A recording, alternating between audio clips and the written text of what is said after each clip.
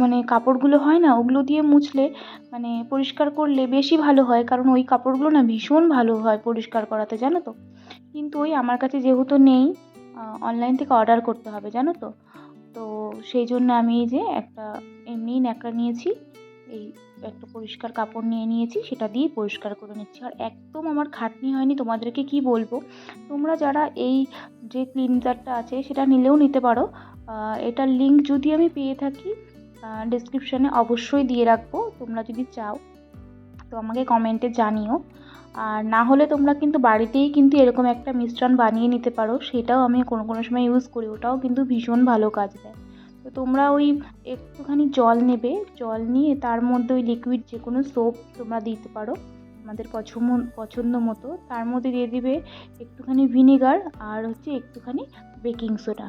তো এই মিশ্রণটাও কিন্তু ভীষণ ভালো কাজ করে তেল কাজটাগুলো ওঠানোর জন্য। আর রান্নাঘর কিন্তু দেখবে তেলে অনেকটা চিটচিটে হয়ে থাকে, এই জন্য রান্নাঘর পরিষ্কার করতে অনেকটা সময়ও লাগে। কিন্তু বিশ্বাস করো এই ক্লিনজারটা দিয়ে আমার একদম সময় লাগেনি, জাস্ট স্প্রে করে দিয়েছি। আর এই জানলাটাও তোমরা তো দেখোই, আমি ভিডিও করি বহু কষ্টে, মানে জানলাটা হাত দেওয়া যায় না, এত তেল চিটচিটে হয়েছিল জানো। আজকে জানো তো বেশ খুশি খুশি লাগছে, জানলাটা এত সুন্দর পরিষ্কার হয়েছে না, ভীষণ ভালো। তো দেখো এই যে পাশের দেওয়ালগুলো যতই চিমনি থাক না কেন, তবুও দেখবে অনেক অনেক মাছ আছে না যেগুলো ফোটে, সেই সবের কিছুর তেল কিন্তু এই সব জায়গায় গিয়ে গিয়ে মানে চলে যায়।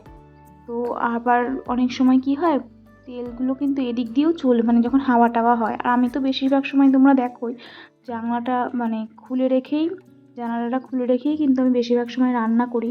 কারণ কি বলতো, ওই বদ্ধ ঘরের মধ্যে না আমি কাজ করতে পারি না। রান্নাঘরটা তো তোমাদেরকে আমি দেখিয়েছি ভীষণ ছোট, একজন ঢুকলে না আর একজন ঢোকার আর জায়গা থাকে না। তো আমার ভীষণ দমবন্ধ লাগে। আর কি করব বলো, যেহেতু আমরা সবাই একসঙ্গে থাকি তো আমাকে এইটাতেই রান্না করতে হয়। আর তোমরা তো আমার উপরের রান্নাঘরটা দেখেছো, বিশাল বড়, জানি না কবে সেখানে রান্না করতে পারবো, আদৌ হবে কি না। তো যাই হোক, এখানেই রান্না বান্না করছি, তো আমি যেখানে রান্না বান্না করছি সেই জায়গাটাকে তো পরিষ্কার করে রাখতে হবে। দেখো যখন আমি যেখানে কাজ করব সেটাই হলো আমার জায়গা, তাই না।